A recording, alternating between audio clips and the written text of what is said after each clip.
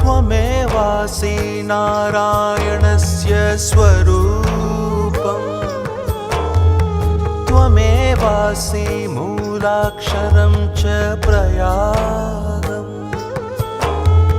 त्वमेवासि शास्त्री च योगी स्वरूपम् चिरञ्जीव स्वामिन् शतं जीव स्वामिन् चिरञ्जीव स्वामिन् शतं जीव स्वामिन्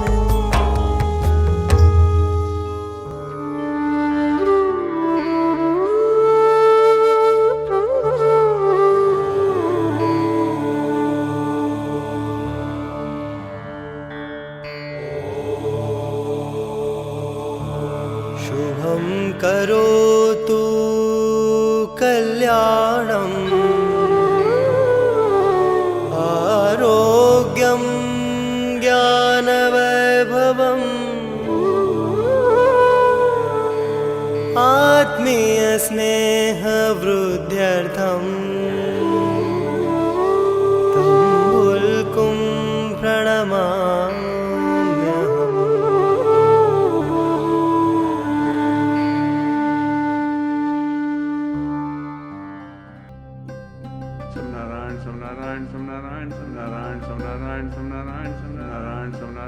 स्वामी नारायण हरि स्वामी नारायण स्वामी नारायण हरि स्वामी नारायण स्वामी नारायण हरि स्वामी नारायण स्वामी नारायण हरि स्वामी नारायण स्वामी नारायण हरि स्वामी नारायण स्वामी नारायण हरि स्वामी नारायण स्वामी नारायण हरि स्वामी नारायण स्वामी नारायण हरि स्वामी नारायण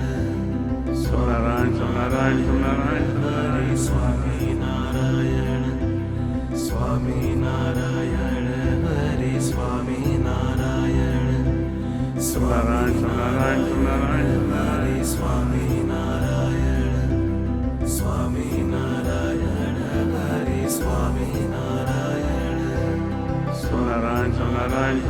हरि स्वामी नारायण स्वामी नारायण हरि स्वामी नारायण हरि स्वामी नारायण स्वामी नारायण हरि स्वामी नारायण हरि स्वामी नारायण स्वामी नारायण हरि स्वामी नारायण हरि स्वामी नारायण स्वामी नारायण हरि स्वामी नारायण हरि स्वामी नारायण स्वामी नारायण हरि स्वामी नारायण हरि स्वामी नारायण स्वामी नारायण हरि स्वामी नारायण हरि स्वामी नारायण स्वामी नारायण हरि स्वामी नारायण हरि स्वामी नारायण स्वामी नारायण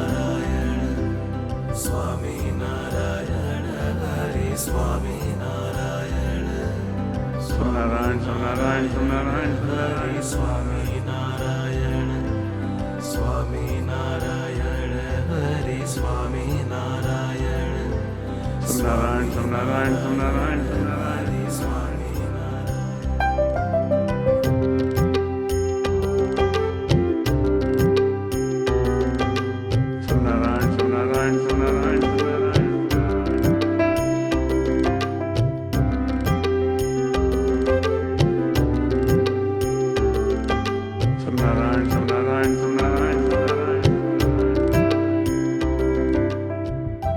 એક રુચિ, એક દિલ, એક ભાવ, ભગવત ભાવથી આપણે સૌ અક્ષર બ્રહ્મ જ છીએ. પછી રહ્યું કોણ? એક મહારાજ જ રહ્યા, અનંત દેહ ધારણ કર્યા. સૌ અક્ષર બ્રહ્મ છે અને અક્ષર બ્રહ્મ એટલે એક જ આકાર મહારાજ. જે અક્ષર બ્રહ્મનું શરીર છે ત્યાં મહારાજ જ હોય.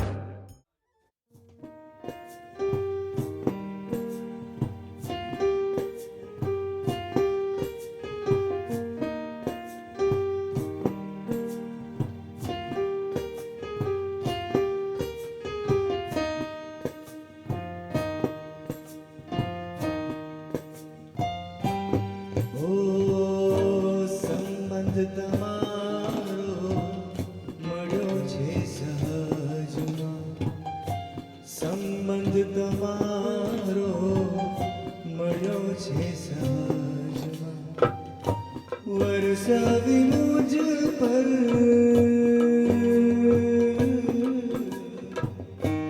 વરસાવી મુજ પર, વરસાવી મુજ પર અકારણ કરુણા, ધામથી આવ્યા ભક્તોને કાજે, ધામથી આવ્યા ભક્તોને કાજે, કરુણા કરી સ્વામી, કરુણા કરી આપે મુજ આતમ પર, સંબંધ તમારો મળ્યો છે સહજમાં, સંબંધ તમારો મળ્યો છે સહજમાં. Oh Swami Shri, I wanna become your Dasna Das. Oh Swami Shri, I wanna become your Dasna Das.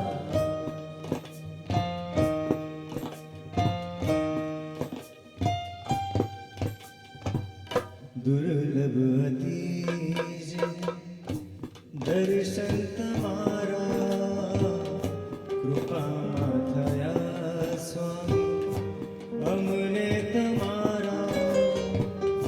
દુર્લભ અતિ જે દર્શન તમારા, કૃપામાં થયા સ્વામી અમને તમારા. દિવ્ય દર્શન,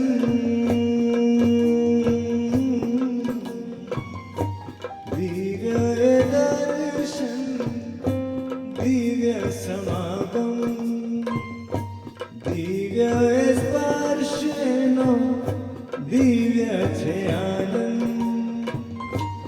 વરસાવી મુજ પર, વરસાવી મુજ પર અકારણ કરુણા, સંબંધ તમારો મળ્યો છે સહજમાં, સંબંધ તમારો મળ્યો છે સહજમાં.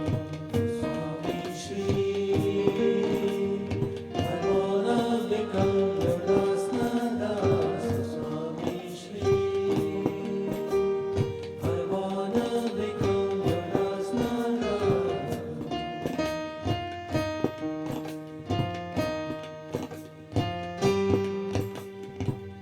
સુખી કરવા કાજે ગરુજુ બન્યા છો, દાસ ના દાસ બનીને રહ્યા છો. સુખી કરવા કાજે ગરુજુ બન્યા છો, દાસ ના દાસ બનીને રહ્યા છો. પરાભક્તિ સ્વામી, પરાભક્તિ સ્વામી તમારી અનેરી, નેતિ નેતિ, નેતિ નેતિ અનુકંપા એવી, સંબંધ તમારો મળ્યો છે સહજમાં, સંબંધ તમારો મળ્યો છે સહજમાં. Swami Shri, I wanna become your Dasna Das. Oh Swami Shri, I wanna become your Dasna Das. Oh Swami, સંબંધ તમારો I wanna become your Dasna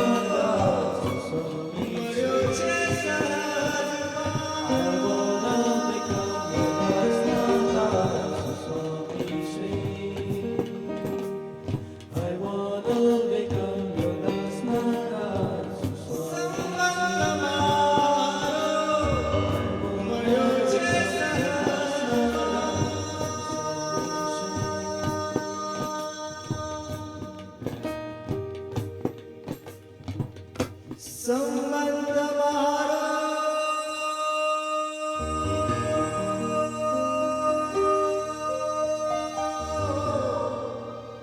મળ્યો છે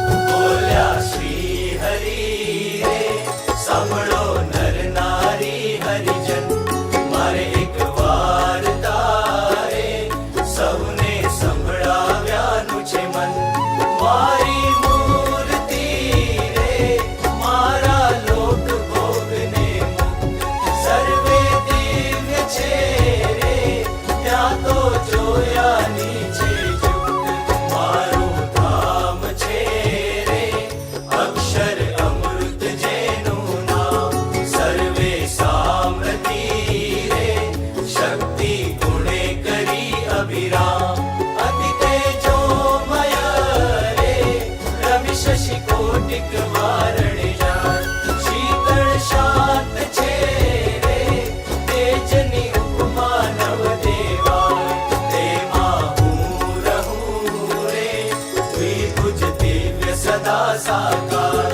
દુર્લભ દેવને રે મારો કોઈ ન પામે પાર જીવ ઈશ્વર તણો રે માયા કાળ પુરુષ પ્રધાન સહુને વશ કરું રે સહુનો પ્રેરક હું ભગવાન અગણિત વિશ્વની રે ઉત્પત્તિ પાલન પ્રલય થાય મારી મરજી વિના રે કોઈથી તરણું નવ તોડાય એમ મને જાણજો રે મારા આશ્રિત સૌ નર નારી મેં તો કમ આગળે રે વાર્તા સત્ય કહી છે મારી હું તો તમ કારણે રે આવ્યો ધામ થકી ધરી દે પ્રેમાનંદનો રે વાલો વર્ષા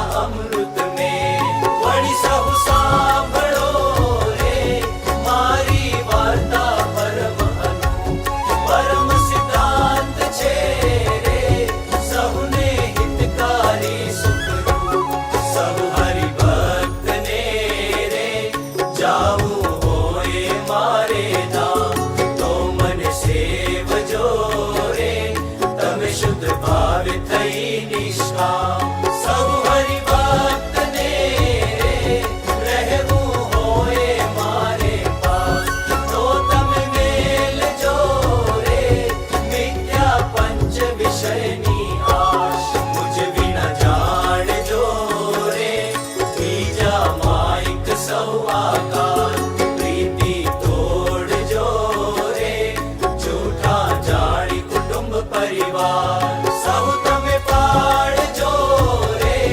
સર્વે દ્રઢ કરી મારાને તમ પર રીઝશે રે ધર્મને ભક્તિ કરશે ક્ષેમ બોલ્યા શ્રી હરિ રે સાંભળો નર નારી હરિજન બોલ્યા શ્રી હરિ રે સાંભળો નર નારી હરિજન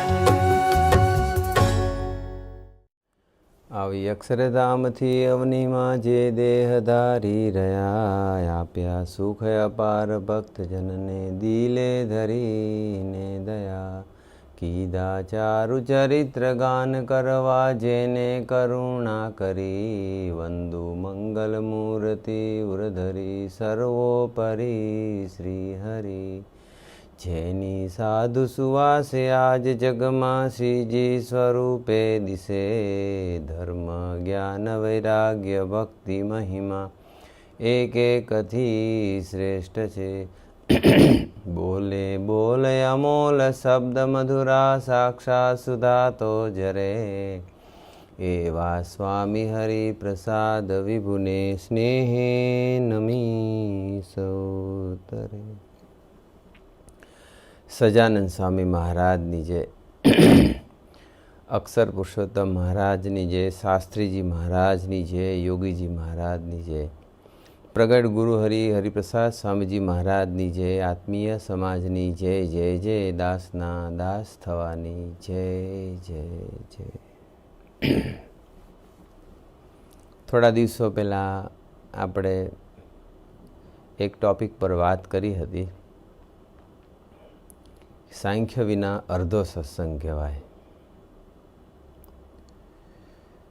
આ માર્ગની અંદર, આધ્યાત્મિક માર્ગમાં સાંખ્ય વિચાર કેટલો બધો અનિવાર્ય છે, અથવા સાંખ્યનો જો વિચાર ન કરીએ, સાંખ્ય વિના કેટલા બધા વિઘ્ન આવે છે કે માર્ગમાંથી પડી જવાય છે, કે વિષયમાં લેવાઈ જવાય છે, કે ભગવાન સાથેનો સંબંધ તૂટી જાય છે. એ આપણે ઘણું સમજવા પ્રયત્ન કર્યો હતો. આજે થોડું વધારે સમજવા પ્રયત્ન કરીએ. ગુણાતીતાનંદ સ્વામીએ તો સાંખ્યની વાતો ખૂબ જ કરી છે, ખૂબ જ. એટલે ગુણાતીતાનંદ સ્વામી એ વાત કરે છે કે સાંખ્યનો વિચાર તો નિત્ય નિયમમાં રાખીને કરો. એવરી સિંગલ ડે સાંખ્યનો થોડો વિચાર કરવો જોઈએ. ને સાંખ્ય વિના તો અર્ધો સત્સંગ કહેવાય. સાંખ્ય વિના સુખ થાય નહીં. અને સાંખ્ય છે તે તો આંખ છે. સાંખ્ય એ આંખ છે, કારણ કે સાચું જે વિઝન છે, સાચી દ્રષ્ટિ, સાચો ખ્યાલ, એ સાંખ્યનો જે વિચાર કરતા હોય એને જ ખબર પડે. અને જે સાંખ્ય વિચાર ન કરતા હોય એ કદાચ આંધળો રહી જાય. આધ્યાત્મિક માર્ગમાં એ આંધળો રહી જાય. આંધળો રહી જાય એટલે શું? કે સુખ શેમાં છે અને દુઃખ શેમાં છે એનો એને ખ્યાલ જ ના આવે. સાચું શું છે, ખોટું શું છે, સત્ય શું છે, અસત્ય શું છે, અવિનાશી શું છે, નાશવંત શું છે, એ વસ્તુનો એને ખ્યાલ ના આવે એટલે એ આંધળો કહેવાય. પણ એ વિચાર સત્ય અસત્યનો કે સાચા ખોટાનો વિચાર કોને આવી શકે, અથવા કોને એક્ઝેક્ટ ખ્યાલ આવે? તો જે સાંખ્યનો વિચાર કરતો હોય એને જ આવે. એટલે કહ્યું કે સાંખ્ય છે તે તો આંખ છે, તે આંખે કરીને સર્વ દેખાય. ને દત્તાત્રેય તે એ સાંખ્યવાળા, તેને સુખ્યા રહેતા આવડે. જે સાંખ્યનો વિચાર નહીં કરે, નથી કરતા, એને સુખી રહેવાની ટેકનિક કોઈ કાળે નહીં આવે. એ ટેકનિક નહીં પકડી શકે. એટલે સાંખ્ય વિચાર કરવો જ પડે. ને સાંખ્ય વિચાર કરવા માંડે તો ધીરે ધીરે સિદ્ધ થાય. પછી ગુણાતીતાનંદ સ્વામી કહે છે કે સાંખ્ય તે શું? તે સાંખ્ય શું? જે આ લોક ભોગ દેહ સર્વે ખોટું છે, બધું ખોટું છે. હા, લોક, આલોક, સમાજ, દુનિયા, જગત, જગતના લોકો, ભોગ, આપણે જે વિષય બધા ભોગવીએ છીએ, પંચ જ્ઞાન ઇન્દ્રિયથી જે બધા ભોગવીએ છીએ એ બધો ભોગ. દેહ એટલે આપણું આ જે શરીર છે, એ શરીર ખોટું છે. આપણે એક અજ્ઞાન અવસ્થા એ કરીને આપણને લોકમાં, ભોગમાં, દેહમાં, સ્ત્રીમાં, ધનમાં, બધી વસ્તુમાં, પદાર્થમાં, સગા સંબંધીમાં બધે સુખ માની બેઠા છીએ, જે એકચ્યુઅલી આપણું ભયંકર અજ્ઞાન છે. અને સાંખ્યનો જે વિચાર કરે ને તો જ અજ્ઞાન ટળે, બાકી અજ્ઞાન ટળે એવું નથી. ને આત્મા છે તે સત્ય છે. સાંખ્ય શું શીખવાડે છે? કે દેહ, લોક, ભોગ બધું ખોટું છે. આત્મા છે તે સત્ય છે, સુખરૂપ છે, અને આકાશ સરખો નિર્લેપ છે. ને દેહ, ઇન્દ્રિય, અંતઃકરણ અસંગી છે કે કુસંગી છે. એટલે આ બધું સાંખ્ય આપણને શીખવાડે છે. એટલે જો સાંખ્ય ન હોય ને તો વ્યક્તિને સુખી રહેવાની કળા કે ટેકનિક એને જણાય જ નહીં. પછી બીજી એક વાતમાં લખે છે કે એકલો યોગ છે અને સાંખ્ય નથી એટલે જીવ દુખ્યો રહે છે. એકલો યોગ હોય અને સાંખ્ય ના હોય તો જીવ, યોગ એટલે ભગવાનનો જે સંબંધ થયો છે, ભગવાનનો જે મહિમા છે, રાઈટ, ભગવાનની જે આપણને પ્રાપ્તિ થઈ છે, એ બધો યોગ કહેવાય. પણ એ યોગ છે, એકલો યોગ તો છે, પણ જો સાંખ્ય નહીં હોય, રાઈટ, તો અને એકલો યોગ હશે ને તો જીવ દુખ્યો રહેશે. પ્રબોધ સ્વામીજી બી વાત કરે, એ સ્વામીની વાતોનું વાંચન રોજ કરતા હોય ને ત્યારે હમણાં જ બોલ્યા હતા થોડા દિવસ પહેલાં જ, કે સાંખ્યનો વિચાર કરશે પછી યોગની શરૂઆત થશે. સાંખ્ય વિના યોગની શરૂઆત જ ના થાય. સાથી પછી એમને સમજાવ્યું કે સાંખ્ય વિચાર કરે ને તો જ વિષયનો અભાવ આવે, રાઈટ. તો જ સાંખ્યનો વિચાર કરે તો જ વિષયનો જે આપણે અત્યાર સુધી મહિમા સમજીને બેઠા છીએ એ નીકળે. અને જ્યાં સુધી વિષયનો મહિમા જો સમજાયેલો રહેશે તો ભગવાનનો મહિમા કેવી રીતે સમજાશે? આપણને ભગવાનનો યોગ તો થયો છે, પ્રગટ ભગવાન મળ્યા છે, પણ સાથે સાથે જીવમાંથી વિષય નીકળ્યા નથી. એટલે વિષયનું સુખ લઈએ અને ભગવાનનું સાનિધ્ય હોય ત્યારે ભગવાનનું સુખ લઈએ. એટલે ડ્યુઅલ પોલિસી ચાલે છે. સાંખ્ય વિના ડ્યુઅલ પોલિસી રહેવાની. સાંખ્ય હશે તો પછી વિષયનું સુખ કે વિષયનો મહિમા આપણે નહીં સમજી શકીએ. પછી એકલો ભગવાનનો મહિમા. એટલે સાંખ્ય જો કોઈ વ્યવસ્થિતપણે સમજશે અને સાંખ્યનો વિચાર નિત્ય પ્રત્યે કરશે તો જ એ યોગ સમજી શકશે કે ભગવાનનો મહિમા સમજી શકશે. અને એકલો યોગ હોય ને સાંખ્ય નથી એટલે જીવ દુખ્યો રહે છે અને સુખ થતું નથી. સાંખ્ય વિના પદાર્થ આડા આવીને ઊભા રહે. પદાર્થ એટલે બધા વિષયો, બધા વિષયનો બધો જે જોગ થાય છે અથવા આપણને નડે છે. કારણ કે ભગવાનના માર્ગે ચાલે છે, ભગવાનની આજ્ઞા બી પાડતો હોય, પણ સાંખ્યને લઈને વિષયનો અમહિમા અથવા એટલે કે વિષયમાં દુઃખ સમજાણું નથી એટલે એને વિષયનો, અને એ વિષય પછી એને નડે છે. એટલે આડાવીને ઊભા રહે છે. માટે સાંખ્ય ન હોય તો દુઃખ આવ્યા વિના રહે. સાંખ્ય જેને નથી એને દુઃખ આવવાનું અને આવવાનું જ. આજે નહીં તો કાલે આવ્યા વગર રહેશે જ નહીં. એટલે one has to understand Sankhya very well. Sankhya સમજવું પડશે. સાંખ્ય વિચાર નિત્ય પ્રત્યે કરવો પડશે. તો જ ભગવાનનો યોગ સમજાશે અને તો જ સુખની શરૂઆત થશે. બીજી એક વાતમાં લખે છે કે સાંખ્ય વિના દેહ, લોક, ભોગ અને પક્ષ જીવમાંથી નીકળે ક્યારેય ના નીકળે. સાંખ્ય વિના ના નીકળે. ને સાંખ્યનો મત એ છે જે અનુલોમ દ્રષ્ટિએ કરીને જે દેખાય છે એ બધું ખોટું છે. એટલે આપણે જે બધું જોઈ રહ્યા છીએ આ જગતની અંદર, જગતમાં જે દુનિયામાં આપણને ખોટું જ્ઞાન પીરસાઈ રહ્યું છે કે ભાઈ આમાં સુખ છે, આમાં સુખ છે, કોઈ કે સ્ત્રીમાં સુખ છે, કોઈ કે ધનમાં સુખ છે, કોઈ કે ખાવા પીવામાં સુખ છે, કોઈ કે માન મોટપમાં સુખ છે, કોઈ કે હરવા ફરવામાં સુખ છે, કોઈ કે ઊંઘવામાં સુખ છે, કોઈ કે સારી સારી ટેકનોલોજીમાં સુખ છે. અનંત રીતે આપણને બધું સુખ સમજાવે છે. બધા જગતનું કોઈ પણ સુખ સામે દુઃખ વિનાનું હોય જ નહીં, રાઈટ. એટલે ગુણાતીતાનંદ સ્વામી કહે છે અનુલોમ દ્રષ્ટિએ કરીને આપણે જે આપણી સ્થૂળ દ્રષ્ટિએ કરીને બધું જોઈએ છે એ બધું ખોટું છે. બહારનો નિષેધ કરવો તેનું નામ સાંખ્ય. આ બધી જે બહારના બધા જે સેન્સ્યુઅલ ઓબ્જેક્ટ જે આપણને દેખાય છે, રાઈટ.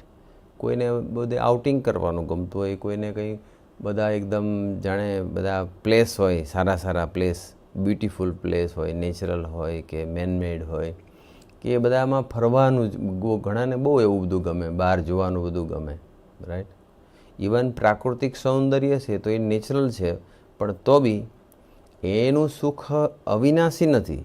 એ જ્યારે જઈએ ત્યારે સુખ આવે ને પછી સુખ નથી આવતું. એટલે બહારનું બધું સુખ છે ગુણાતીતાનંદ સ્વામી કે એનો નિષેધ કરવો તેનું નામ સાંખ્ય કહેવાય. અને જીવમાં મહારાજને ધારીને અંતદૃષ્ટિએ ધ્યાનમાં જોવા. એટલે જીવની અંદર મહારાજને ધારવા, મહારાજનો વિચાર કરવો, મહારાજનો મહિમા સમજવો, રાઈટ. મહારાજની સુપ્રીમસીને સમજવી એને ધ્યાનમાં જોવા. અને એ મહારાજનો મહિમા ધ્યાન એટલે મહિમા સમજવો, તે મહિમાનો વિચાર, એનું નામ ધ્યાન. એ યોગ કહેવાય. માટે આમને આમ 5-10 વર્ષ સુધી સંસ્કાર લાગે અને વાતુના વેગ લાગે ત્યારે જગતનું પાપ ટળે. એટલે 10-15 વર્ષ સુધી કોન્સ્ટન્ટ કથા વાર્તા થશે, 10-15 વર્ષ સુધી નિત્ય પ્રત્યે સાંખ્યનો વિચાર થશે, ત્યારે જગતનું પાપ ટળશે, ત્યારે આ વેગ લાગશે અને પછી જગતનું પાપ ટળશે. એટલે સાંખ્યનો વિચાર તો કરવો જ જોઈએ, નિત્ય પ્રત્યે કરવો જોઈએ. કોક દિવસ થઈ ગયું સાંખ્યની વાતો સાંભળી લીધી અથવા સાંખ્યના પ્રવચનો સાંભળી લીધા અથવા સાંખ્યનો વિચાર કરી લીધો, એને કરીને કાંઈ થતું નથી. નિત્ય પ્રત્યે સાંખ્યનો વિચાર કરવો જ પડે. સાંખ્ય વિના યોગમાં વિઘ્ન આવે અને મોક્ષ વિના બીજા સુખ તો કાગડાના શ્રાદ્ધ છે, રાઈટ. ક્યાંય સુખ નથી. ગુણાતીતાનંદ સ્વામી તો ત્યાં સુધી વાત કરે છે કે સાંખ્ય વિના મરને ભલે ને ભગવાનની ભેળા જ થઈએ તોય નિર્વિઘ્ન રહેવું કઠણ છે. ભગવાનના પ્રત્યક્ષ સાનિધ્યમાં કોઈ રહેતું હોય ભગવાનની ભેળો ને ભેળો રહેતો હોય.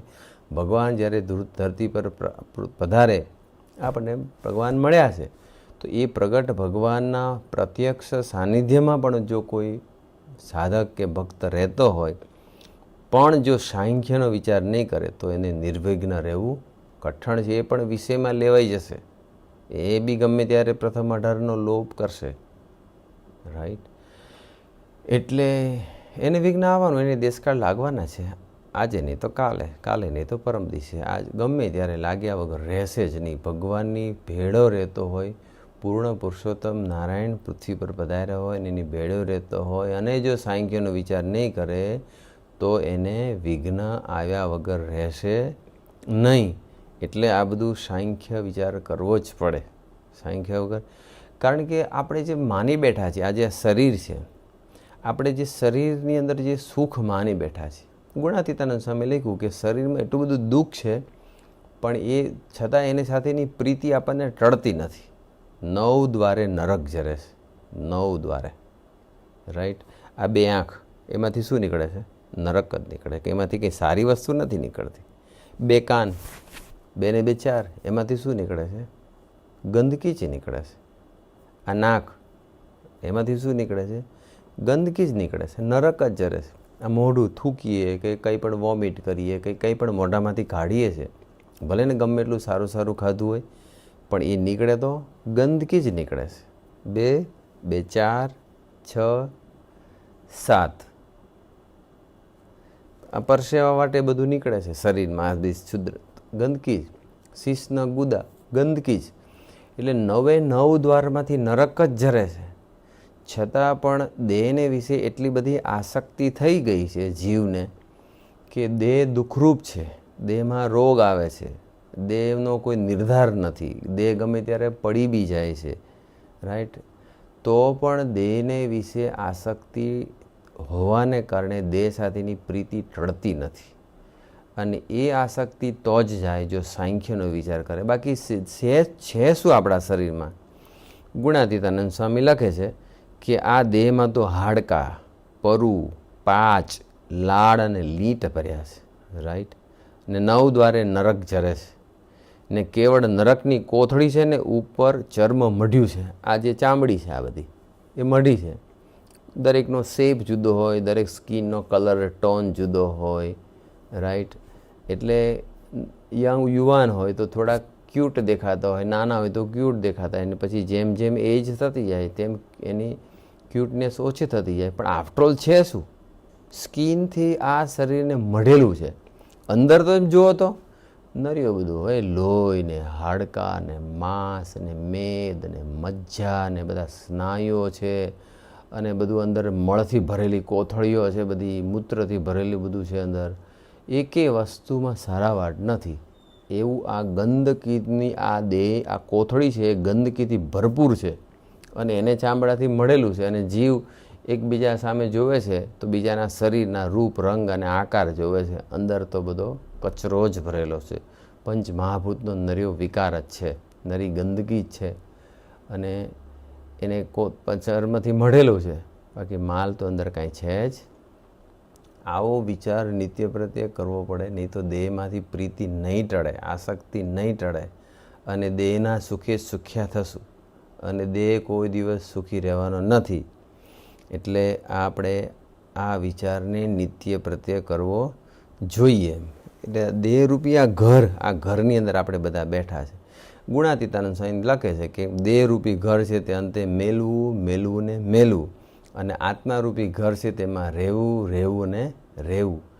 આત્માને સુખી કરવાનો પ્રયત્ન કરવાનો છે, પોતાને આત્મા માનવાનું છે. એકચ્યુઅલી આપણે આત્મા છીએ તો કર્મને આધીન.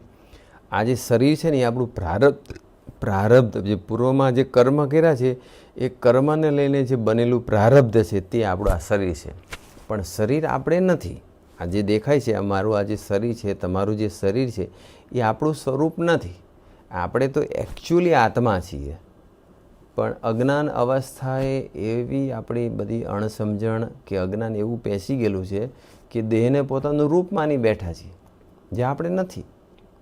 કારણ કે આ દેહ જ્યારે ખલાસ થશે, ખતમ થશે, ત્યારે એ દેહમાં રહેલો આત્મા નીકળીને પછી બીજો દેહ ધારણ કરશે, રાઈટ? તો આપણે ફરી આવવાના છીએ અને ફરી આવશું તો ફરી જુદું શરીર હશે, તો એ ત્યારે ભાઈ મૂર્ખામી કરવાના કે પછી એ દેહને પાછું પોતાનું રૂપ માની બેઠા હોય છે. ગયા જન્મે બી એવું થયેલું કે ગયા જન્મે જે આપણે શરીર મળ્યું હતું એ શરીરને પોતાનું રૂપ માનીને બેઠા. અત્યારે એવી મૂર્ખામી છે. સાંખ્ય વિચાર જે કરશે ને એને ખ્યાલ આવશે કે દેહ એ મારું રૂપ નથી, આત્મા એ મારું રૂપ છે. એટલે આપણે આત્માનું જતન કરવાનું છે, આત્માને સુખી કરવાનો છે, અથવા આત્માના સુખે સુખ્યા થવાનું છે, ભગવાનના સુખે સુખ્યા થવાનું છે. પણ માણસ છે ને ખાવા પીવામાંથી ને દેહના સુખમાંથી નવરો જ પડતો નથી. ક્યારે આંખ વીંચાઈ જવાની છે કોઈને ખ્યાલ જ નથી, રાઈટ? એક બ્રાહ્મણ લોટ માગતો હતો, બરાબર? હવે એ નાય એટલે ઘરમાં જે મંદિર હોય દેવનું એની સેવા કરવી પડે. માણસ કેવો છે કે દેહનું લાલન પાલન કરે પણ ભગવાન ભજે નહીં. દેહનું ભજન થાય, દેહની પાછળ સમય નીકળે, દેહ માટે કષ્ટ વેઠે, ભગવાન માટે કંઈ ના કરે, પોતાના આત્મા માટે કંઈ ના કરે. તો એને દેવ સેવા કરવી પડે એટલે શું કરે કે નાયા વગર નીકળી જાય, લોટે ચાલ્યા જાય, એટલે કે બધું લોટ માગવા નીકળી જાય, રાઈટ? એટલે પછી છોકરા આવે ને દેવ સામે જુએ, એટલે મંદિર જે ઘરમાં હોય એની સામે જુએ, એટલે સેવા ના થઈ હોય એટલે એમ લાગે કે પપ્પાએ આજે સેવા કરી નથી, અને કે પપ્પાએ નથી કરી ને કે જો પછી આપણે કરવાનું થશે એટલે એ છોકરા રમવા જતા રહે, નાના છોકરા હોય એટલે ન પપ્પા સેવા કરે મંદિરની. ઘણા એવા હોય છે ઘરમાં મંદિર તો લાવીને વસાયું હોય છે પણ એ મંદિરમાં પછી નિયમિત આરતી કે નિયમિત થાળ કે નિયમિત ભગવાનને બધા એનું ક્લિનિંગ કરવું, ભગવાનને એના પછી લાડ લડાવવા, એને ડેકોરેશન કરવું, ફૂલહાર ચડાવવા વગેરે, એની સામે બેસીને ભજન ભક્તિ કરવી, એ ન થતું હોય. ખાલી બસ પૈસા છે ખર્ચીને એક મંદિર સારું લઈ લીધું પણ પોતે એની સેવા પૂજા ના કરતા હોય એવું બનતું હોય ઘણાને. તો પેલો બ્રાહ્મણ એવું કરે અને પછી છોકરાએ પછી એવું કરે, એ રમવા જતા રહે ને પેલો લોટ માગવા જતા રહે. પછી શું થાય કે બ્રાહ્મણ પાછો સાંજે પાછો આવે અથવા જ્યારે બી પાછો આવે, કલાક 2, 4, 5 કલાક પછી લોટ માગીને પાછો આવે ત્યારે દેવ સામે જુએ, એટલે મંદિર સામે, અને સેવા ના થઈ હોય એટલે આવીને પૂછે કે પેલું ઓલું કામ કોઈએ કર્યું, એટલે બધા છોકરાને ઘરના કહે કે ના નથી કર્યું. ત્યારે એ પાછું શું બોલે બ્રાહ્મણ કે ત્યારે કે એ પાપ તો માથે જ રહ્યું. બોલો હવે એને પાપ કહે છે. એ માણસ શું સુખી થવાનો, શું એને ભક્ત કહેવો, શું એ ભગવાનને રાજી કરવાનો, શું પોતાના આત્માની યાત્રાને પરમાત્મા તરફ ચલાવવાનો, કે એ પાપ તો મારે માથે જ રહ્યું. એટલે ગુણાતીતાનંદ સાહેબ પછી કહે છે કે એમાં કહેવાનું શું છે, દેહ ને દેહના સંબંધની સેવા કરવી તેમાં તો સૌ તત્પર ઊભા છે. બધા દેહની સેવા કરવી છે, દેહના સગા સંબંધીની સેવા. એક અજ્ઞાન પેસી ગયું છે. આપણે સગા સંબંધીને આપણે પોતાના સગા માનીએ છીએ. ઠીક છે ઘરમાં જન્મ લીધો છે ને તમે એના મા બાપ હોય તો તમારી રિસ્પોન્સિબિલિટી આવે છે, પણ એ સાચા સગા નથી. એ તો કોક બીજું પાત્ર આપણે ત્યાં મૂકી દીધું છે મહારાજે, અને આપણને સેવા મૂક્યું છે કે ગયા જન્મે કંઈ તમારા દીકરા તરીકે કે ભાઈ બહેન કે ઘરવાળા નહોતા અને આવતા જન્મે બી નહીં હોય, છતાં પણ આપણને એની સાથે એટલી બધી પ્રીતિ થઈ જાય છે, એટલી બધી ભગવાનના ભક્તવાળા, એક ભગવાનનો એકાંતિક ભક્ત હોય, ભગવાનનો ભગવદી હોય કે ભગવાનનું એવું સંત, એવા ભગવત સ્વરૂપ સંત હોય કે મોટા સત્પુરુષ હોય, એની સાથે પ્રીતિ ના થાય પણ પોતાના સગા સંબંધીને દીકરા દીકરી સાથે ખરી ખરી પ્રીતિ થઈ જતી હોય છે. એટલે દેહના અને દેહના સંબંધીની સેવા કરી તેમાં તો તત્પર ઊભા છે. પણ ભગવાન ભજવા ને સેવા કરવી તેમાં નવરાય નથી. પણ આ દેહે પ્રભુનું ભજન થાય એટલું જ કામ આવશે. એટલે આપણે બધાએ જાગ્રત રહેવાનું છે. બસ સાંખ્યનો વિચાર નિત્ય પ્રત્યે કરવો પડશે. આગળ આપણે વિચાર કરીએ કે આપણને ખાવા પીવામાં સુખ હોય એટલે કેવું કે રોજ આપણે જમીએ છીએ, રોજે. ન જમવું એવું તો ભગવાન અને ભગવાનના મોટેરા સંત નથી કહેતા. જમો, પણ એ જમવાનું જે સુખ છે, આ ખાધું, કાલે આ ખાધું, આજે આ ખાવું છે, નવરા જ પડતા નથી. એ પ્રોગ્રામ જ કર્યા કરે છે અને અલગ અલગ બધું મેનુ ને અલગ અલગ ફૂડ અને ઓ બાપરે બાપ. અને પાછું કે આ ટાઈમ આ વસ્તુ તો મેં કેટલા હવે ખાધા પછી અહીંથી આ જીભ નડે, આ જીભને ત્યાં સુધી સુખ, અને જીભથી નીચે ઉતર્યું પછી જય સ્વામી સ્વાદ આવતો. આજે જમ્યા હશો તમે જે કંઈ, કે ગઈકાલે જમ્યા હશો, આજે સવારે જમ્યા હશો, ગમે ત્યારે જમ્યા, એનું જે સુખ છે અત્યારે આવે છે. અને અંદર ઉતર્યા પછી એનું શું થાય છે કંઈ ખબર તો પડતી નથી. અને આપણે જમ્યા હોય ને કદાચ એને તરત બહાર કાઢ્યું તો એ આપણે ઉલટી થાય તો આપણે જોવી ગમતી નથી, નરી ગંદકી જ દેખાય છે. પણ તોય જીવને તો બસ ખા જ કર્યા કરવું છે એમ. એક બ્રાહ્મણ હતો, તે બ્રાહ્મણ એટલું બધું જમ્યો, નાગર બ્રાહ્મણ ખવડાવ્યું છે, રસોઈ હશે, લાડુ બાડુ નાન તેને બધું, એટલું બધું ખાધું, કારણ કે ખાવામાં જ એને સુખ મનાયેલું હોય તો. અને પછી તો ચેન પડે નહીં, એટલો બધો આફરો આવી ગયો અને એટલો બધો મૂંઝાણો, ખાઈ તો લીધું, પછી એટલો મૂંઝાણો, ચેન પડે નહીં, એટલે પછી પાણીમાં જઈને પડ્યો. ગુણાતીતાનંદ સ્વામી કેવા એક્ઝામ્પલ આપી અને આપણને સાંખ્ય શીખવાડે છે, અને આપણા જીવમાંથી બધું આ લોકનું જે સુખ છે એ બધું કાઢવા પ્રયત્ન કરતા હોય છે. તે ગુણાતીતાનંદ સ્વામી પછી કહે છે કે પાણીમાં પડ્યો અને એમ કે થોડુંક રિલેક્સેશન લાગે, થોડું સારું લાગે, કારણ કે આફરો એવો ચડી ગયો હતો ને ગરમી એવી ચડી ગઈ હતી, ચેન પડે નહીં, મૂંઝાયા કરે. પછી ખાતા તો ખાઈ લીધું, પછી એ પાણી પડ્યો. તો એ પાણીની અંદર એક પાડો હતો, ભેંસનો પાડો પડેલો હતો. એટલે પહેલાંને તો એવું પાછું ઘેન બી ચડેલું, ભાન બી ભૂલી ગયો, ચેન બી ન પડે, શું છે પાણીમાં ખબર બી ન પડે. તો એ બ્રાહ્મણને જોયું તો કે આની અંદર કોક પડ્યો છે. તો એને એમ લાગ્યું કે આ મારા જેવો જ કોક બહુ જમીને પડ્યો લાગે છે. જીવ છે ને પોતે જેવી વૃત્તિ હોય ને એવી એની દ્રષ્ટિ, અને જેવી દ્રષ્ટિ એવી એને સૃષ્ટિ લાગે. હવે પોતે એવો બરાબર જમ્યો હતો, તે એને પછી એની વૃત્તિ, પછી એની દ્રષ્ટિ એવી થઈ ગઈ, એટલે સૃષ્ટિ થઈ ગઈ. તો પેલો પાડો હતો તેને એવું લાગ્યું કે મારી પેઠે કોક આ જમીને પાણીમાં પડ્યો છે. એટલે પછી એને માથે એમ હાથ ફેર્યો, પેલા ઉપર હાથ ફેર્યો તો પેલો પાડાનું જે માથું હતું એને માથા ઉપર એને આંગળી આમ ભરાવી. એને તો એવું થયું ને, એટલે માથા ઉપર હાથ ફેર્યો એટલે એને માથું, પેલાનું પાડાનું માથું તો કેવું કઠણ હોય, તે કઠણ લાગ્યું. તે ભાઈને કઠણ લાગ્યું એટલે બોલ્યા કે પંડ્યાજી સ્વાર્થીલા સગા મળ્યા લાગે છે, કે તમે તો બહુ જમ્યા લાગો છો, એટલે કે તમારું પેટ છે ને, પેટ આટલું બધું કઠણ થઈ ગયું છે. હવે પેલો પાડો હતો, એનું માથું હતું અને માથા ઉપર એનો હાથ હેડ્યો હતો, માથું કડ, તો પહેલાંને એમ લાગે કે આ કોક મારા જેવો પડ્યો છે અંદર ખાઈને, અને એટલું બધું ખાધું છે કે એનું પેટ કઠણ થઈ ગયું છે. આ જીવ તો જુઓ તો ખરા, જીવ દશા તો જુઓ. એટલે જીવને આમાં જ બધું સુખ છે.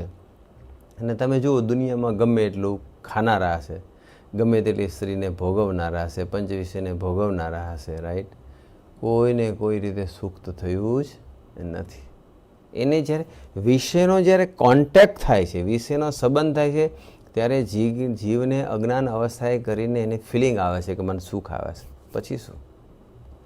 એટલે આ એક અજ્ઞાન છે, અને સાંખ્ય સિવાય ક્યારેય અજ્ઞાન ટળશે નહીં. સાંખ્ય સિવાય સાચી દ્રષ્ટિ પ્રાપ્ત થશે નહીં. સાંખ્ય વિના સાચી સૂઝ પડશે જ નહીં. એટલે સાંખ્યનો વિચાર તો નિયમિત કરવો પડે એમ. અને આ જે વિષયમાં સુખ, જે આપણને આટલા વર્ષો પછી બી ભગવાનના સંબંધમાં આવ્યા પછી પણ જે વિષયનું સુખમાં આપણને વિષયમાં સુખ મનાયું છે, એનું કારણે સાંખ્યનો વિચાર નથી કર્યો. બાકી વિષયનું સુખ તો કેવું છે, તો ગુણાતીતાનંદ સ્વામી તો ઘણી બધી રીતે સમજાયું છે એમ. વિષયનું સુખ એટલે કેવું, તો કે સ્વામીજી બી બોલે છે એમ કે રેતી હોય એને આખી આમ પી લે અને એમાંથી તેલ કાઢવા જેવું. હવે રેતીને પી લે ને એમાંથી કોઈ દિવસ તેલ નીકળવાનું છે? ના નીકળે. સંસારનું સુખ કેવું છે, તો કે પાણીને વલોવી અને એમાંથી માખણ કાઢવા જેવું છે. હવે પાણીને ગમે તેટલું વલોવો, દહીં છાશને વલોવીએ તો કદાચ એમાંથી માખણ બને છે. પાણીને વલોવવાથી માખણ કોઈ દિવસ થયું? કોઈ દિવસ ના બને. એના જેવું છે વિષયનું સુખ, સંસારનું સુખ એવું છે. ગુણાતીતાનંદ સ્વામી એવું બી લખે, વિષયનું સુખ છે ને કે બકરીના ગળામાં આંચળ હોય, બકરીના ગળામાં આંચળ લબડતા હોય, તો એ આંચળ તો એ દેખાય આંચળ જેવા, પણ એ આંચળમાંથી કોઈ સંજોગોમાં દૂધ નીકળે નહીં. એમ વિષયમાંથી કોઈ દિવસ સુખ નીકળે. વિષયનું સુખ એવું જ છે. એમાંથી ક્યારેય આપણને સાચું સુખ મળવાનું જ નથી. પણ કરોડો જન્મના એવા હેવા પડી ગયા છે ને કે જીવને એવું અજ્ઞાન પેસી ગયેલું છે, એવું પેસી ગયું છે. ભગવાન અને સંત મારીને તમારી પાછળ આટલો બધા વર્ષોથી દાખલો કરે છે તો પણ જીવ પાછો નથી વળતો. એનું કારણ એટલું છે કે ભગવાન દાખલો કરે છે પણ જીવને એ સાંખ્ય વિચાર કરવાનો ટાઈમ નથી મળતો, એ કરતો નથી. એના ફળ સ્વરૂપે એ વિષયમાંથી એની આસક્તિ ટળતી નથી અને વિષયના સુખની પાછળ એ દાખલો કર્યા જ કરે છે. એનું જ એને મનન ચિંતન હોય છે, એનું જ જીવ પ્રાણી માત્રને વિષયનું જ. એટલે એક વાતમાં લખ્યું છે ને કે અમે તપાસી જોયું પણ જીવ કોઈ દિવસ ભગવાનના માર્ગે ચાલ્યો જ નથી ને સાવ નવો આદર્શ. તે જીવ માત્રને ગુણાતીતાન શું કે જીવ માત્રને ખાવું, સ્ત્રી ને ધન ત્રણનું જ ચિંતન. એ ખાવું, રોજે રોજ ખાવાના પ્રોગ્રામ થાય, રોજે રોજ. બીજું સ્ત્રી, પુરુષને સ્ત્રી, સ્ત્રીને પુરુષ. ત્રીજું ધન ને દ્રવ્ય કે પદાર્થ. ત્રણનું જ ચિંતન છે, એનું જ મનન, એની જ કથા, એનું જ કીર્તન, એની જ વાતો અને એનું જ ધ્યાન છે. આ એનું જ ચિંતન, એના જ મનસુબા, એના જ પ્લાનિંગ. આવો જીવ છે. એટલે જીવ માત્રને ખાવું, સ્ત્રી, ધન અને ત્રણનું ચિંતન છે, એનું જ મનન, એની જ કથા, એનું જ કીર્તન, એની જ વાતો, એનું જ ધ્યાન છે. તેમાં દ્રવ્યનું તો એક મનુષ્ય જાતિમાં છે, પૈસો ને દ્રવ્ય જે ગણ તો એ ખાલી મનુષ્યમાં છે. બાકી ખાવું અને સ્ત્રી બેનું જીવ પ્રાણી માત્રને ચિંતન છે. કોઈ પણ ભૂચર હોય, ખેચર હોય કે કોઈ પણ હોય, એમ જળચર હોય. જળચર એટલે જળમાં રહેતો હોય, ભૂચર એટલે જમીન પર રહેતા હોય, ખેચર એટલે હવામાં આકાશમાં ઉડતા હોય. બધી પ્રકારના જીવજંતુઓ, પ્રાણીઓ ગમે તે છે એ બધાને ખાવું અને સ્ત્રી બેનું તો બધાને જ ચિંતન છે. બોલો, કોઈ પણ યોનિમાં હોય ને આ બે તો કોમન જ છે, ખાવું અને સ્ત્રી, સ્ત્રી પુરુષને સ્ત્રી, સ્ત્રીને પુરુષ. એનું જ મનન ચિંતન એ રહ્યા કરતું હોય છે.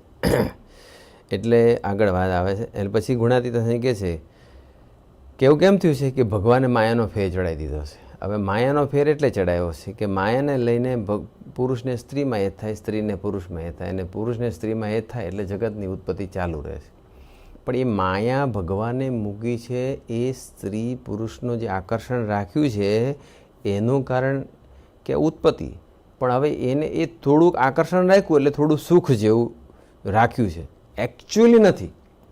પણ જેવું સુખ જેવું જીવને ફિલિંગ આવે એટલે ભગવાને એવું રાખ્યું. એટલે મનુષ્ય, પુરુષ અને સ્ત્રી એ બે નજીક આવે, બેનો સંગ થાય, ઉત્પત્તિ ચાલુ રહેશે. પણ જીવ એ અજ્ઞાન અવસ્થાએ કરીને એમાં સુખ માની જ બેઠો છે. એટલે ભગવાને છે ને માયાનો ફેર ચડાવી દીધો છે. આ એક પ્રોબ્લેમ છે. અને એનું ચિંતન થાય છે એ તો અને જેને એનું ચિંતન ન થાય, જેને વિષયનું ચિંતન ન થાય એના માટે ગુણાતીતાંશ શું કહે છે? એ તો દેવનો પણ દેવ છે, દેવનો પણ દેવ, એ મનુષ્ય નથી. અને પછી કહે છે કે ખાવું, સ્ત્રીને ઊંઘવું એ ત્રણ વાતમાં ગુરુ કરવા પડતા નથી. એટલે કોઈ જગ્યાએ સ્વામી સુખ છે જ નહીં. સાંખ્યનો વિચાર કરે એને જ ખ્યાલ આવે એમ છે કે સુખ કોઈ જગ્યા નથી. આખી દુનિયા ફાંફા મારે છે કરોડો વર્ષોથી, છતાં એક કોઈ સુખી થયો જ નથી. ગુણાતીત સાંઈ કહે છે કે 100 કરોડ રાખના પડીકા વાળીને પટારામાં મૂકી દઈએ અને તાળામાં દઈએ અને જે દિવસે કામ પડે અને કાઢીએ તો કંઈ સારું નહીં સરે. શું મૂકવાની વાત છે? રાખના પડીકા, 100 કરોડ રાખના પડીકા મૂકી રાખ્યો અને કામ કાઢીએ તો કે સારું નહીં સરે કે ના મહારાજ. પછી ગુણાતીતાનંદ સ્વામી સરસ વાત કરે છે કે મહારાજની મૂર્તિ વિના અને આ સાધુ વિના પ્રકૃતિ પુરુષ સુધી રાખના જ પડીકા છે. છેક પ્રકૃતિ પુરુષ સુધી રાખના પડીકા છે. તે ગમે તો મૂર્તિને મૂકીને દેવતાના લોકમાં જાઓ, તમે દેવતાના લોકમાં જાઓ કે ઈશ્વરના લોકમાં જાઓ કે પુરુષ કોટીના લોકમાં જાઓ, છેક પ્રકૃતિ પુરુષ સુધી કોઈ પણ લોકમાં જાઓ, પણ મહારાજની મૂર્તિ વિના અને આ સાધુ વિના સુખ અને શાંતિ ક્યાંય જ નથી. જે બધા માની બેઠા છે એ તો સામાન્ય સુખ છે, સાત્વિક સુખ છે, રાઈટ? એ બધા સુખ એ સાચા સુખ નથી. सुरपुर नूरपुर नागपुरे तीनों में सुख नाही का सुख हरिचरण में का संतन के माही. એમાં સાચું સુખ છે. બાકી જીવને ખબર જ છે કે વિષયમાં દુઃખ આવતું હોય છે, જીવ બિચારો અનુભવે છે કે વિષયમાં દુઃખ છે, છતાં પણ આસક્તિ એવી રહી ગઈ છે ને કે પાછો નથી વળતો. એ દુઃખ ભોગવે છે, સહન કરે છે.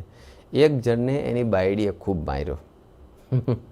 ગુણાતીતાનંદ સ્વામી કહે છે એક જણને એની બાયડીએ ખૂબ માર્યો, એટલો બધો માર્યો, બાયડી માથા ભરેલ હશે, માર્યો. ગોપાળાન સ્વામી પાસે આવ્યો સારી જગ્યાએ. આપણે સારી જગ્યાએ જઈએ છીએ, ખરાબ જગ્યાએ જતા એવું નથી. સત્સંગમાં જઈએ છીએ, સભામાં જઈએ છીએ, સંત સમાગમ કરીએ છીએ, સારી વસ્તુ છે કરતા હોય તો. ગોપાળાન સ્વામી પાસે આવ્યો. પછી ગોપાળાન સ્વામી આગળ બધી પોતે ખુલ્લા દિલે બધી છે કે એને દુઃખ જે એ થતું હતું, એને જે તકલીફો પડતી હતી, બધું કહી દીધું. એટલે ગોપાળાન સ્વામી સમજી ગયા કે આ પેલી છે ને એવી માથા ભારે છે કે ત્યાં એને રહેવા જેવું. એટલે અને ગોપાળાન સ્વામી તો મોટેરા સંત એટલે બધું દેખતા પુરુષ હતા. એટલે ગોપાળાન સ્વામી કીધું કે સારું હવે તું ત્યાં જઈશ નહીં કે. એટલે ના તો પાડી કે મોટા સંતને પૂછવા આવ્યા, એની સલાહ લેવા આવ્યા, માર્ગદર્શન લેવા આવ્યા, આશીર્વાદ લેવા આવ્યા. અને જ્યારે એને કીધું બધા જાય ખરા પણ પછી કેમ કરે નહીં, કે તો પાછું મન થેરું જ કરે. અને એટલે દુઃખ થતું હોય છે કે અમે સત્સંગ કરીએ છીએ, સમાગમ કરીએ છીએ તો સુખ કેમ નથી થતું, પ્રોબ્લેમ કેમ સોલ્વ નથી થતા. તમે સંત પાસે જાઓ છો, સંતની વાત સાંભળો છો, સંતની વાતો સાંભળ્યા પછી સંત કેમ કરતા નથી, મનમુખી વર્તીએ છીએ એટલે દુઃખ આવે. તો ગોપાળાન સ્વામી કીધું તું જઈશ જ નહીં હવે એની પાસે હમણાં. તોય પાછો ગયો.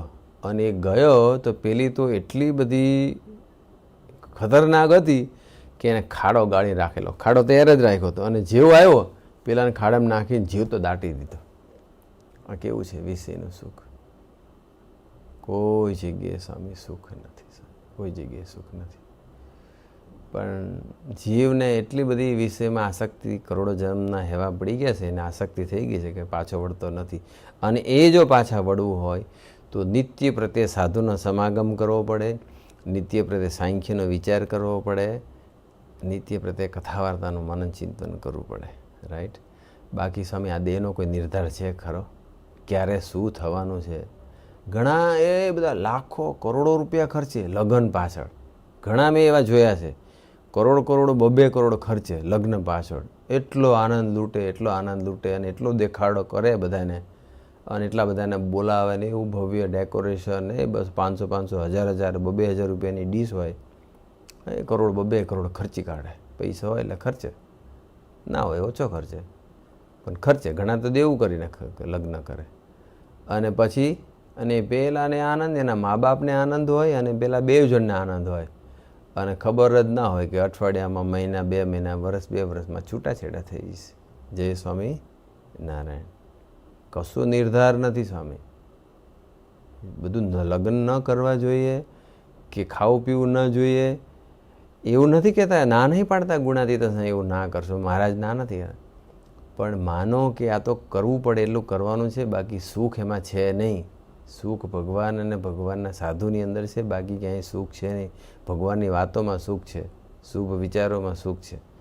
તે એક જણો લગ્ન કર્યા એટલે ઘોડા પર ચડ્યો, બરાબર, વરઘોડો વર હતો એ ઘોડા ચડ્યો, ફૂલેકું નીકળ્યો અથવા એની જે કંઈ વરઘોડો નીકળ્યો. આ વાત ગુણાતીતાંશની વાતમાં લખ્યું છે. તે વખતે લાખ રૂપિયાનો વરઘોડો શણગાર્યો. એટલે અત્યારે કેટલા થાય? કેટલા કરોડો રૂપિયા થઈ ગયા. 1-2 કરોડ ના થાય, કરોડો. તો લાખ રૂપિયાનો વરઘોડો શણગાર્યો હતો. અને પછી ચાલતી હતી બધી એમની શોભાયાત્રા, વરઘોડો ચાલતો હતો. અને એમાંથી પછી એને તો એવો બધા પાલખી એટલી સરસ બધી ડેકોરેટિવ બનાવેલી ને બેઠો હતો. પછી ભાઈને લઘુ લાગી. રાઈટ. ત્યારે તો કંઈ એવા શૌચાલય બનાવ્યા ને તો ખુલ્લામાં બધું કરવાનું હોય, રસ્તામાંથી પસાર થતા હતા. અને ભાઈ લઘુ કરવા માટે ને કીધું કે મને લાગી છે, એટલે નીચે ઉતર્યો અને લઘુ કરતો હશે અને ત્યાં સાપ કરડ્યો અને ત્યાં મરી ગયો. એટલે ગાતા હતા બધા લગ્નના ગીત. અને પછી ગુણાતીતાંશ સંખ્યા રાગ બદલાઈ ગયો. આવું છે બધું. એટલે જે બી કરવાનું હોય ગ્રહસ્થ હોય એને જે કરવાનું એ કરવાનું, પણ એમાં માલ માનવો નહીં. ખાવું દેહને ટકાવવા માટે, કમાવું વ્યવહાર ચાલે એટલા માટે, લગ્ન કરવાના સંસારમાં રહો છો એટલે. સુખ નહીં માનવાનું, એમાં સુખ નથી એની અંદર, બરાબર છે? નહીં તો રાગ ક્યારે બદલાઈ જાય ખબર નહીં પડે, ક્યારે પછી હસવાનું આવી જાય, હસતા હસતા રડવાનું આવી જાય, એવું થઈ જાય એમ. એટલે જીવ પ્રાણી માત્રને સ્ત્રી ને ખાવું ને ઊંઘવું ને હરવું ને ફરવું ને સગા સંબંધી ને દેહ ને એમાં એટલી બધી પ્રીતિ હોય છે, એટલી બધી પ્રીતિ હોય છે. એટલે એમાં સૌથી વધારે ડેન્જરસ ગુણાતીતાનંદ સ્વામી કહે છે, અને મહારાજે પણ શિક્ષાપત્રીમાં લખ્યું છે કે આ જીવવા છે ને, રસના ઇન્દ્રિય જીતાય ને, બધી જ ઇન્દ્રિય જીતાય. આપણી ઇન્દ્રિય છે, આંખ છે, કાન છે, નાક છે, જીભ છે, ત્વચા છે, એમાં આ રસના ઇન્દ્રિય જીતાય ને. પણ જીવને તો એટલું સ્વાદનું સુખ લેતો હોય. એક સાધુ હતા, તો 4 માટલી ભરીને બરફી ખાઈ ગયો. બોલો કેટલી માટલી, નાના બોક્સ નહીં, માટલી, 4 માટલી ભરીને બરફી ખાઈ ગયો. ખાતા ખાઈ તો ગયો, પછી મરી ગયો. લો, સાધુ, સાધુ હોય, આ સાધુ કપડાં પહેર્યા હોય, પણ સાધુ જો સાંખ્ય વિચાર ન કરે તો એને પણ વિઘ્ન આવે, એને પણ દુઃખ આવે, એને પણ સુખ આવે નહીં, દુઃખ જ આવે, દેશકાળ લાગે જ, કોઈ રીતે સુખી ન થાય. એટલે સાંખ્ય વિચાર ગ્રહસ્થ હોય કે ત્યાગી હોય, બધાએ કરવો પડે. એટલે આપણે બધાએ ખૂબ જાગૃત રહેવાનું છે અને સાંખ્યનો વિચાર કરતા રહેવાનું છે. આખો સંસાર છે ને સ્વામી અસાર જ છે. સંસારમાં કોઈ જગ્યાએ સુખ છે, કોઈ જગ્યાએ સુખ નથી. પણ એક વખત શું બન્યું, આઈ થિંક સ્વામીની વાતમાં જ છે આ પ્રસંગ, કે એક રાજા હતો. હવે એ રાજાની માં હતી, એ મરી ગઈ. મરી ગઈ એટલે દુઃખદ ઘટના કહેવાય, અશુભ પ્રસંગ કહેવાય. અને એ જ સમયે જે દિવસે એની માં મરી, એ જ દિવસે એની રાણીને દીકરો આવ્યો. આ બાજુ માં મરી ગઈ છે એની રાજાની, અને એની ઘરવાળી એની રાણીને તે દીકરો આવ્યો. હવે દીકરો આવ્યો એને બધા સુખદ ઘટના ગણે છે, રાઈટ? શુભ પ્રસંગ ગણે. અને મરવાનો પ્રસંગ એને અશુભ ગણે. એટલે હવે થયું શું કે બંને એક જ દિવસે પ્રસંગ બન્યો રાજાને ત્યાં. રાજાની માં મરી ગઈ અને રાજાને રાણીને દીકરો આવ્યો. એટલે વાણિયા બધા મોઢે આવ્યા, આવે ને બધા ખરખરો કરવા માટે, બધું આવ્યા બધા વાણિયાઓ. એટલે હવે એ લોકો મૂંઝવણમાં મૂકી ગયા કે કરવું શું, કે રોવાય બી નહીં અને હસાય બી નહીં. જો દીકરો આવ્યો એ હસવાનો પ્રસંગ છે, પણ હસે તો બીજી બાજુ એની માં મરી ગઈ છે, પાછો રોવાનો પ્રસંગ થઈ ગયો. એટલે મોઢે આવ્યા ખરા, પણ હવે કરવું શું, મૂંઝાણા બધા. એટલે પછી શું કર્યું, ગુણાતીતા સાંઈ કે પછી તો વાણીએ શું કર્યું કે એવી રીતે બધું કર્યું. એટલે આ પ્રસંગ જ્યારે સ્વામીજીએ વાત સાંભળ્યો ને, ત્યારે સ્વામીજી એટલા બધા હસ્યા, એટલા બધા હસ્યા. એટલે સંસારમાં બધા જૂઠા છે, ઘડીકમાં હસે છે અને ઘડીકમાં રડે છે. આવું બધું ધતિંગ જ ચાલે છે બધું. કોઈ રીતે જીવ સુખી થતો જ નથી. એટલે ભગવાન ભજી લેવા બસ. ભગવાન ભજવામાં જેવું સુખ છે એવું તો વડતાલના વચનાની અંદર મહારાજે કીધું કે ભગવાન ભજવામાં અમને જેટલું સુખ આવે છે એવું તો 14 લોકના પણ કોઈ જગ્યાએ સુખ છે નહીં.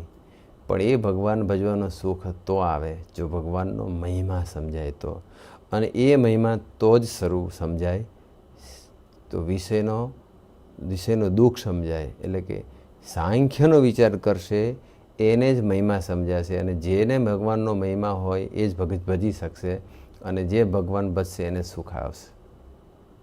એટલા માટે સાંખ્યનો અને યોગનો વિચાર તો નિત્ય પ્રત્યે કરો. બાકી આપણે જે બધું સુખ જોઈએ છીએ ને સુખ માણીએ છીએ એમાં કાંઈ સુખ છે નહીં. એ તો ટેમ્પરરી છે, ક્ષણિક છે અને નાશવંત છે.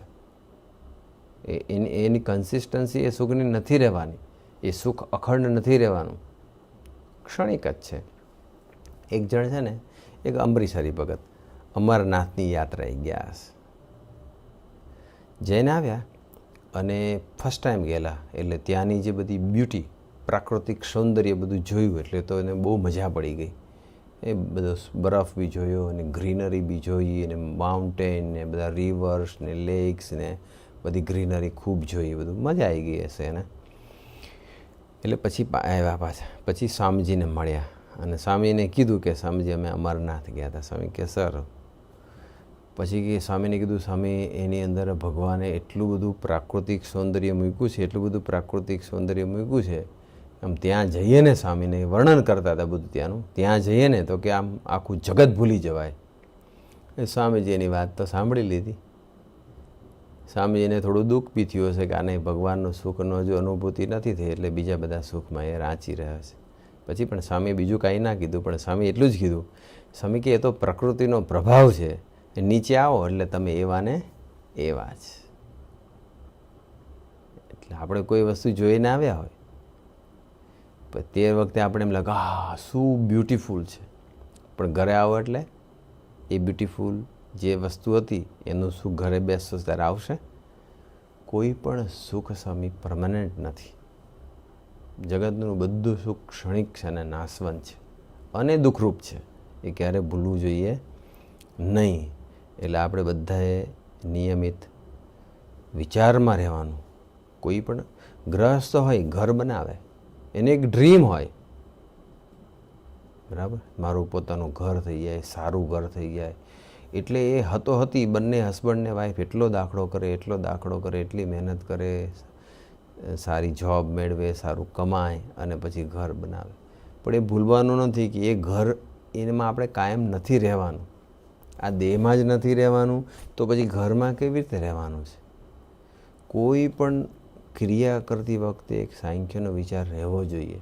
અને જો સાંખ્યનો વિચાર નહીં રહે તો અટેચમેન્ટ ખૂબ વધતું જશે. સાંખ્યનો વિચાર આપણને ડિટેચમેન્ટ લાવે છે, રાઈટ? અને સાંખ્યનો વિચાર નહીં હોય તો એ અટેચમેન્ટ વધારશે. પછી એ અટેચમેન્ટ શરીર સાથેનું હોય, શરીરના સગા સંબંધી સાથેનું હોય, સ્ત્રી સાથેનું હોય, દ્રવ્ય સાથેનું હોય, વસ્તુ પદાર્થ સાથેનું હોય, ખાવા પીવાનું હોય, ઊંઘવાનું હોય, હરવા ફરવાનું હોય, માન મોટપનું હોય, ગમે તે પ્રકારના ઘણા બધા એવા હોય આલોકના સુખ, એની સાથેનું અટેચમેન્ટ વધતું જશે. Without Sankhya there is no detachment. એટલે સાંખ્ય વિચાર કરવો જ પડે.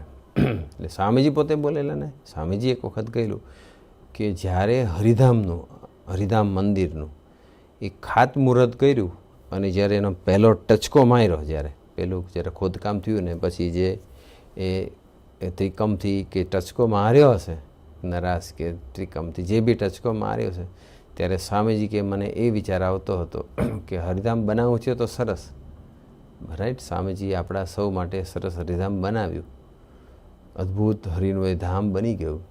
પણ સ્વામી કે એ જ્યારે મેં પહેલો ટચકો માર્યો ત્યારે મને એ વિચાર હતો જ કે આત્યંતિક પ્રલયની અંદર તો આખું બ્રહ્માંડ જ નથી રહેવાનું, તો પછી આ મંદિર ક્યાંથી રહેવાનું? આ મંદિરનો એક દિવસ તો નાશ થવાનો જ છે.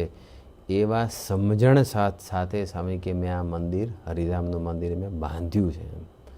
અને સ્વામી કે જો મેં એવું ન બાંધ્યું હોત અથવા એવો વિચાર ન રાખ્યો હોત તો મંદિરની પ્રવૃત્તિઓ બંધનરૂપ થાય. સાંખ્ય વિચાર વિનાના કોઈ પણ સાધકને એની પ્રવૃત્તિ જે બી કરે છે એને બંધનરૂપ થયા વિના નહીં જ રહે. એટલે સાંખ્યનો વિચાર. અને આજે તો ઘણા બધા હરિભક્તો કે સંતો કે સાધકો એવા સાંખ્યના વિચારમાં રહેતા હોય છે, એવી સાંખ્યની સમજણ કેળવી હોય છે. આપણે મુંબઈની અંદર પટેલ સાહેબ છે, રાઈટ? પટેલ સાહેબ એ બહુ સાંખ્યનું સ્વરૂપ કહેવાય. એ ભગવાન પોતે ચાર્ટર્ડ એકાઉન્ટન્ટ અને પોતે સારું કમાય, જૂમાં આટલો મોટો બંગલો, કરોડો રૂપિયાનો બંગલો, રાઈટ? એક દીકરો યુએસએની અંદર, એક દીકરો એવીએમમાં પ્રિન્સિપાલ, રાઈટ? બધા વ્યવસ્થિત છે. છતાં પણ એમને સાંખ્યનો વિચાર એટલો બધો અદ્ભુત. એક એક્ઝામ્પલ આપું કે એક વખત સ્વામીજીએ વિજય સર, આપણા જે પ્રિન્સિપાલ છે એવીએમના, જ્યારે યુએસ હતા ત્યારની વાત છે, ઘણા વર્ષો પહેલાંની વાત છે, સ્વામીજીએ વિજય સરને કીધું હતું, વિજુભાઈને કીધું હતું કે તું અત્યારે તારા પપ્પાને ફોન કરીને એવું કહી દે કે તમે મારા પપ્પા નથી, અને આંટીને કહી દે કે તમે મારી મમ્મી નથી. ત્યારે આંટી બી હતા. એવું કીધું સ્વામી કે કહી દે તું. એટલે બીજુભાઈ તો એકદમ સ્વરૂપનિષ્ઠ સેવક, અને તરત જ એમને ફોન કરીને કહી દીધું પટેલ સાહેબને કે તમે મારા પપ્પા નથી, ને એની મમ્મીને કહી દીધું આંટીને કે તમે મારે મમ્મી નથી. તો what was the reply from Patel સાહેબ? Do you know? કદાચ સાંભળ્યું હોય કોઈએ. તો પટેલ સાહેબે એવું કીધું કે તને આજે શું જ પડી? ત્યારે 10 વર્ષ પહેલાં તારે મને કહેવાની જરૂર હતી એમ. એટલે કે હું તો વર્ષોથી માનું છું કે તું મારો દીકરો છે જ નહીં. આ તો ભગવાને આ ઘરમાં મૂક્યો છે, એટલે મેં તને મોટો કર્યો, મારી મેં ફરજ પૂરી કરી. બાકી હું તારો બાપ નહીં, તું મારો દીકરો નહીં, એ સમજણથી તો હું વર્ષોથી જીવું છું. તું મને આજે વાત કરે છે. તો એ છે સમજણ આવી પટેલ સાહેબમાં આવી, અને એ ફેક્ટ છે. રાઈટ? કોઈનું નથી. આપણે ભગવાનના છીએ ને ભગવાન આપણા છે, બાકી કોઈ આપણું સગું નથી. સગા બધા સ્વાર્થીલા છે. પણ પટેલ સાહેબને આ જે સમજણ આવી બીકોઝ નિત્ય સાંખ્યના વિચારમાં રહેતા હોય છે. એમને સાંખ્ય એવો વિચાર કર્યો છે એટલે જગતની કોઈ વસ્તુ દે કે દેના સગા સંબંધી કોઈ બંધનરૂપ એમને થયું નથી. એટલે આપણે બધાએ આવો નિત્ય પ્રત્યે સાંખ્યનો વિચાર કરવો જોઈએ. બાકી તો આ સમય આ જગત છે, આ દુનિયા છે, એમાં છે શું? બધાને બહુ ફરવાના બધા શોખ થતા હોય, ખાવા પીવાના શોખ થતા હોય, ઘણું બધું હોય, પણ કાંઈ જગ્યાએ સુખ છે નહીં. આ તો કેવી છે, આ પૃથ્વી કેવી છે? એક વખત છેલ્લો પ્રસંગ કહીને મારી સેવા પૂરી કરી દઉં. સ્વામીજી એક વખત કોળી પરથાણામાં હતા અને ધનુર્માસના દિવસો ચાલતા હતા. એટલે ધનુર્માસમાં આપણે બધા જાણીએ છીએ કે રોજ ભગવાનને શીરો જમાડે, ભગવાન અભ્યાસ કરતા હોય, ભગવાનની આગળ પુસ્તકો મૂક્યા હોય, સૂત્રો આપણે ભગવાન આગળ બધા સરસ મજાના સૂત્રો મૂકીએ. એટલે સંતોષ એવું હોય, પ્રાર્થના કરી કે સ્વામીજી ધનુર્માસ ચાલે છે તો કંઈક આપણે સૂત્રો આપો ને, તો એક સૂત્ર મૂકીએ. એટલે સ્વામીજી પછી સૂત્ર લખાવતા. એમાં પછી સ્વામીજીએ એક સ્લેટ લીધી, સ્લેટ આપી. સ્વામીજીએ પેનને લઈ અને સ્લેટ ઉપર લખ્યું. સ્વામીજીએ એવું લખ્યું કે અક્ષરધામમાંથી જોયું. સ્વામી શું લખે છે? અક્ષરધામમાંથી જોયું તો પૃથ્વી ઝૂંપડપટ્ટી જેવી લાગી. અક્ષરધામની દ્રષ્ટિએ આ પૃથ્વી કેવી છે? અક્ષરધામના સુખની આગળ આ પૃથ્વીનું સુખ કેવું છે? ઝૂંપડપટ્ટી જેવું છે. અને છતાંય આપણે એમાં આખા પૃથ્વીમાંથી આપણે જે સુખ ભોગવી રહ્યા છીએ તો એનું તો કોઈ અસ્તિત્વ જ નથી, કોઈ કિંમત જ નથી. આખી પૃથ્વીનું સુખમાં કાંઈ નથી, સ્વર્ગનું સુખ એમાં કાંઈ નથી. તો આપણે જે સુખ મેળવીએ એમાં શું છે?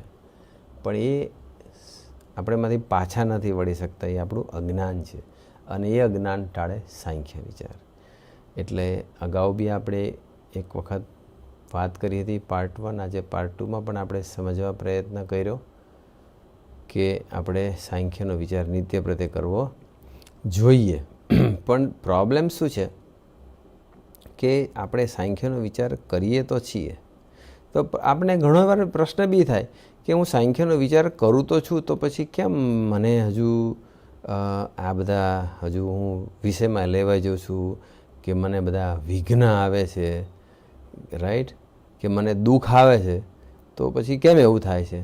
તો ગુણાતીતાનંદ સ્વામી કીધું છે કે આપણે સાંખ્યનો વિચાર કરીએ તો છીએ, પણ કેવું છે કે એક દાડો કરીએ કે 2 દાડા કરીએ અથવા મહિને એકાદ વાર કરીએ તો કાંઈ મેળ પડતો નહીં. એટલે દેવસી ભગતે એક વખત ગુણાતીતાનંદ સ્વામીને પ્રશ્ન પૂછેલો કે સાંખ્યનો વિચાર સાંભળી છે તો એ મોહ કેમ ટળતો નથી? સાંખ્ય વિના કોઈ દિવસ મોહ ટળે નહીં, સાંખ્ય વિના કોઈ દિવસ રાગ જાય નહીં, સાંખ્ય વિના ક્યારેય વૃત્તિ ટળે નહીં, રાઈટ? સાંખ્ય વિના કોઈ દિવસ પાછા વળાય જ નહીં. એટલે કીધું કે આ સાંખ્યનો વિચાર સાંભળીએ તો છીએ તો કેમ મોહ ટળતો નથી? તો કહે કક્કો ભણવા માંડે એટલામાં કંઈ નામું માંડતા આવડે? ગુણાતીતાનંદ સ્વામી કેવો જવાબ? આ તો કક્કો ભણવા માંડે, આ તો કક્કો છે. કક્કો ભણવા માંડે એને કંઈ નામું લખતા ના આવડે એને, તેમ આ તો કક્કો ભણવા માંડ્યો છે ને સાંખ્ય વિના તો મોટાને વિઘ્ન થયા છે. એટલા માટે નિત્ય પ્રત્યે સાંખ્યનો વિચાર કરવો પડે. આજે કોઈ પહેલા ધોરણમાં અભ્યાસમાં સ્કૂલમાં મૂક્યો હોય, nursery, KG, senior KG, first second સ્ટાન્ડર્ડમાં, એ પછી કંઈ એને કંઈ PhD ડિગ્રી મળી કહેવાય નહીં. રાઈટ. પણ એ નિયમિત વર્ષો સુધી ભણે છે, એમ આપણે 10-15 વર્ષ સુધી ગુણાતીત સાંખ્યનો વિચાર નિત્ય પ્રત્યે કરશો, ત્યાર પછી સુખ આવશે, ત્યાર પછી આ બધી આસક્તિ ટળશે, મોહ ટળશે, રાગ ટળશે, વૃત્તિ ટળશે, સાચું જ્ઞાન પ્રગટશે. તો આજના શુભ અને મંગલકારી દિવસે આપણે પ્રાર્થના કરીએ ગુરુહરિને, ગુરુહરિ સ્વામીશ્રીને પ્રાર્થના કરીએ, ભગવાન સ્વામિનારાયણ, ગુણાતીતાનંદ સ્વામી, સાસી મહારાજ, યોગી મહારાજ, સ્વામી બધાના ચરણોમાં પ્રાર્થના કરીએ કે હે સ્વામીજી, ગુણાતીતાનંદ સ્વામી તો સાંખ્યની ખૂબ વાત કરી છે, મહારાજે પણ વચનામૃતમાં પણ પ્રથમના 21માં એવા ઘણા વચનામૃતમાં પણ બધી વાતો કરેલી જ છે. પણ એ સાંખ્યનો વિચાર અમે નિત્ય પ્રત્યે કે નિયમિત નથી કરતા, એટલે વિષયમાંથી કે આલોકમાંથી આસક્તિ કે રાગ ટળતો નથી. આજે અમને એવા રૂડા આશીર્વાદ આપો, એવું બળ આપી દો, એવી કૃપા કરો કે નિયમિત સાંખ્યનો વિચાર કરતા અમને આવડે અને નિયમિત સાંખ્ય વિચાર કરી શકીએ. તે માટે અમને સૌને ખૂબ બળ બુદ્ધિને શક્તિ આપો. એ જ પ્રાર્થના સજાનંદ સ્વામી મહારાજની.